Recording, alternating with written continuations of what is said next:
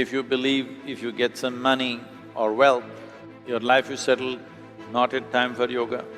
All these things make some convenience happen in our life, but doesn't really transform us in any way.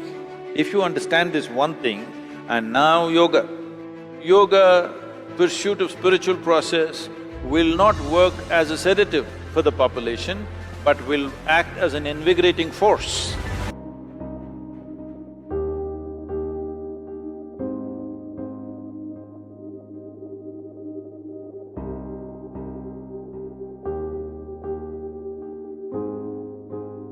So, whether you have 1 or 10, the human child is not born like other creatures. The moment you drop them, they run around and find their food and run away. Any other creature, let's say a tiger is born, 90% he is ready-made, only 10% the mother or father has to teach them a little bit, only 10%. 90% it's all inbuilt for him. Everything he needs to know about his life is there within him. With a human child, 90% you have to teach and groom, otherwise it won't happen.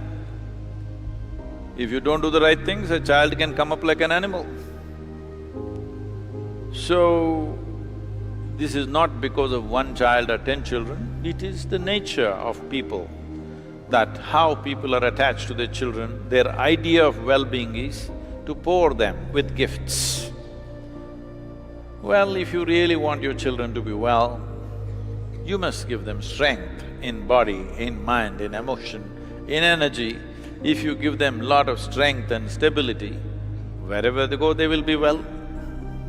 If you just give them money, when they lose it, they're lost. They just don't lose their money. If somebody loses their money, people think they've lost their life and they want to kill themselves, isn't it?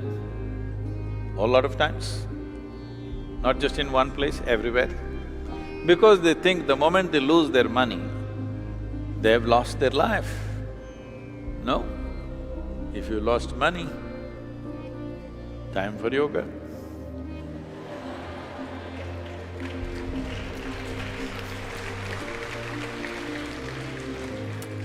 This is why Patanjali started the Yoga Sutras, which is a tremendous document on life, with half a sentence.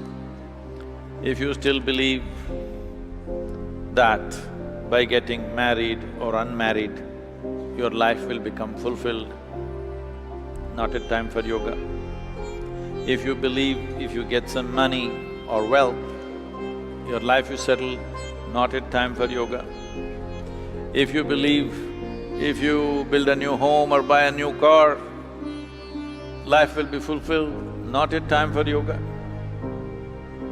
If you know all these things make some convenience happen in our life, but doesn't really transform us in any way. If you understand this one thing, and now yoga.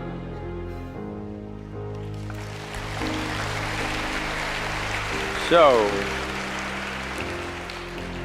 time has come for China and now yoga. Time has come. Only thing is you have to make the authorities realize it's now and now yoga.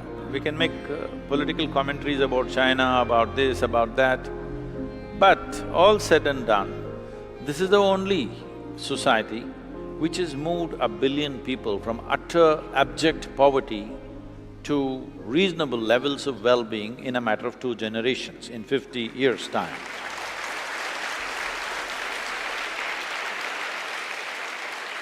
Nowhere has it ever happened.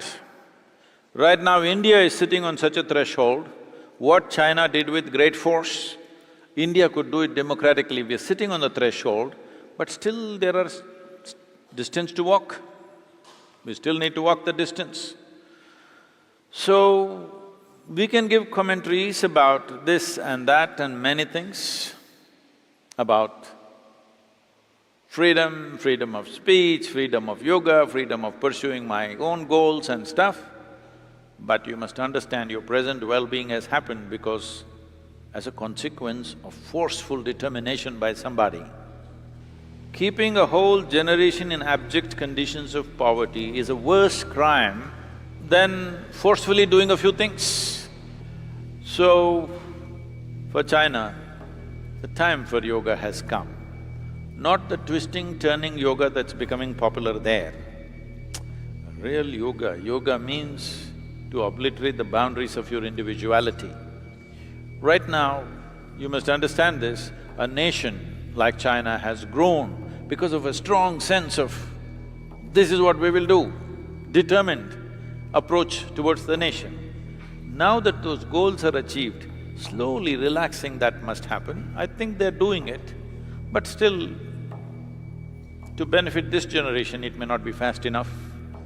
So, it needs to happen not by protest, not by doing this and that, but bringing better understanding in the minds of those who administer the nation that this will not work like opium of the past.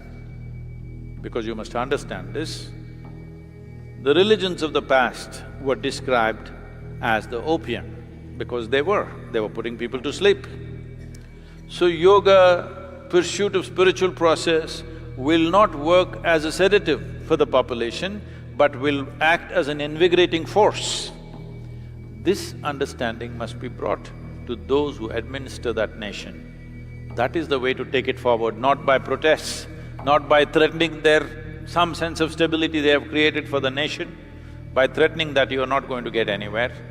So, about you being the only child, because your parents were prevented from having two, they gave you two children's food to you.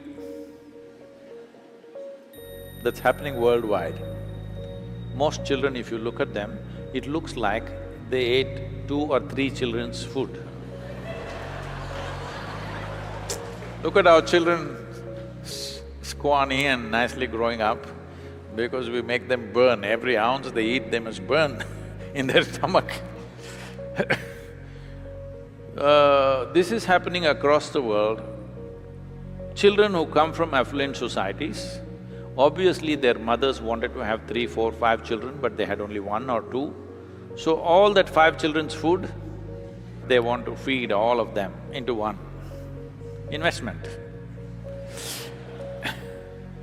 So on all levels, from food to toys to wealth to everything else, this is happening. Another reason is, this is the first generation or the second generation which is seeing both the parents going off to work, not just working around the house, going away to work somewhere else. So how to keep the child engaged? Throw some gadgets at them, keep them busy with some video game, it doesn't matter, they're shooting everybody in the world. But give them many things so that before they open their mouth and complain, throw more things and more things and more things, because parents are feeling guilty that I'm not spending enough time with my child. This is become a universal problem.